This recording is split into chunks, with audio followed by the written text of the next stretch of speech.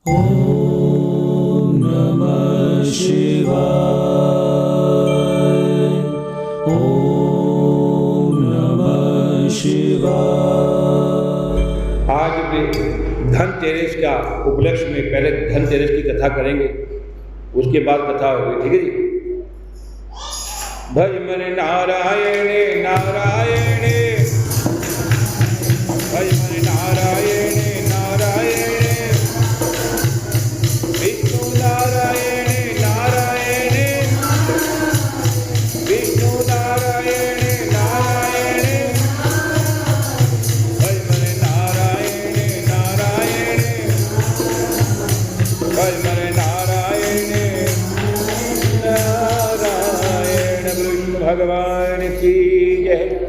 एक दिन भगवान विष्णु मृत्यु लोक में विचर करने के लिए लक्ष्मी सहित भूमंडल पर आए। कुछ देर बाद लक्ष्मी से बोले कि हे, मैं दक्षिण दिशा की ओर जा रहा हूँ, तुम उधर मत देखना। ये क्यों?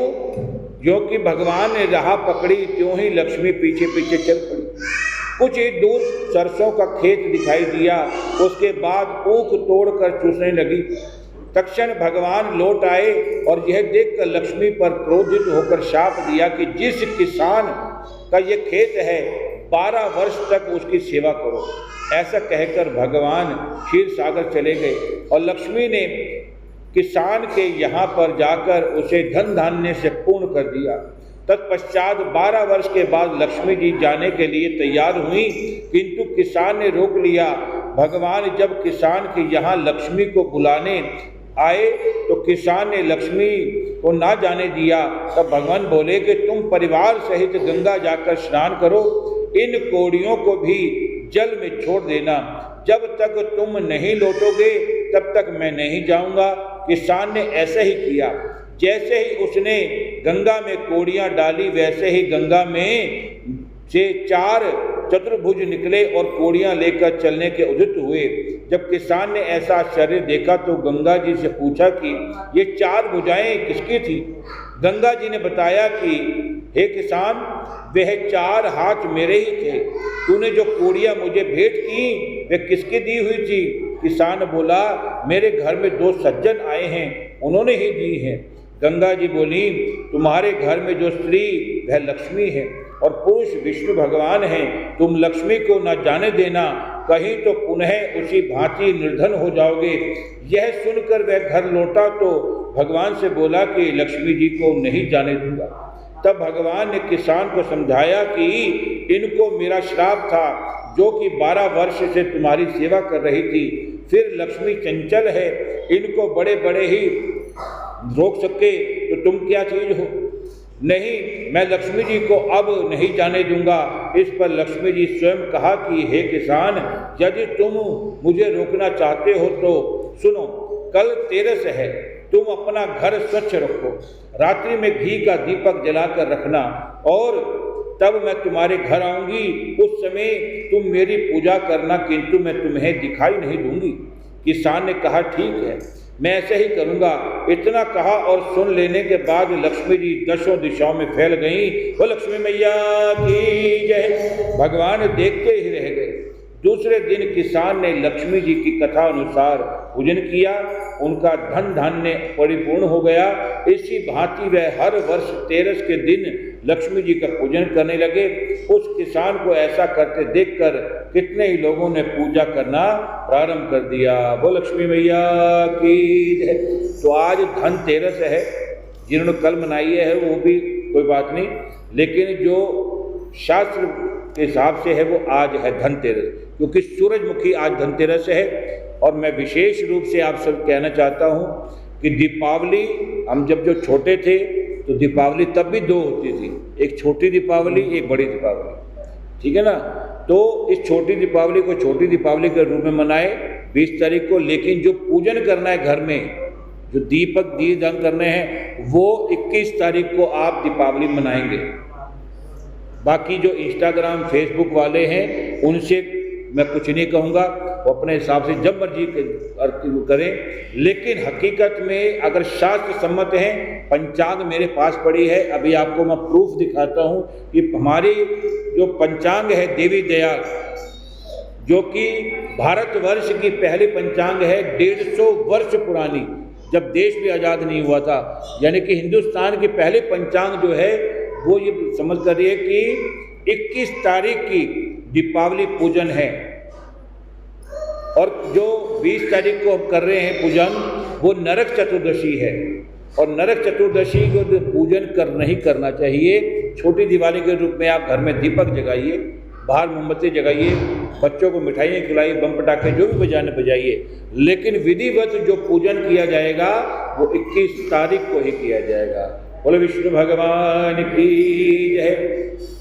श्री विष्णु भगवान की कृपा हो सब पर अपरंपार, कार्तिक मास कपिल करे 15वां ये विस्तार।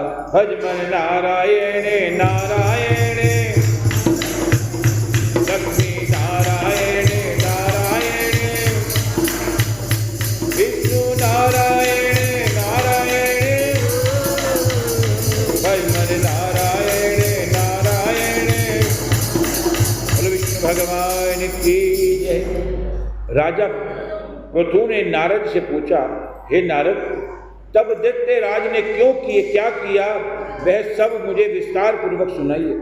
नारद जी ने बताया कि उनके चले जाने पर जलंधर ने अपने राहु नामक दूत को बुलाकर कैलाश पर जाने की आज्ञा दी और कहा कि वहां पर एक जटाधारी शंभु नामक योगी रहता है, उससे मेरा ऐश्वर्य कहकर उसकी स्वर्णांग सुंदरी भामिनी को मेरे लिए मांग लाओ।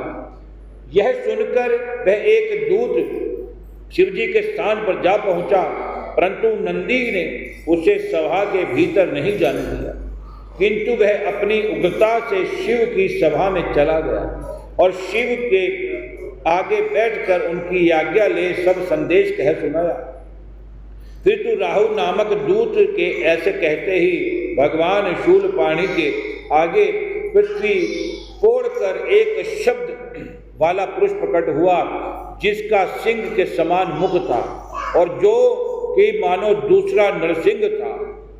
एक दौड़ा, वह दौड़ा कर राहु को खाने चला और राहु बड़े जोर से भागा, परंतु उस पुरुष के राहु को पकड़ लिया और फिर उसे शिवजी के शरण में अपनी रक्षा मांगी, तो शिवजी ने उस पुरुष को राहु को छोड़ देने का कहा।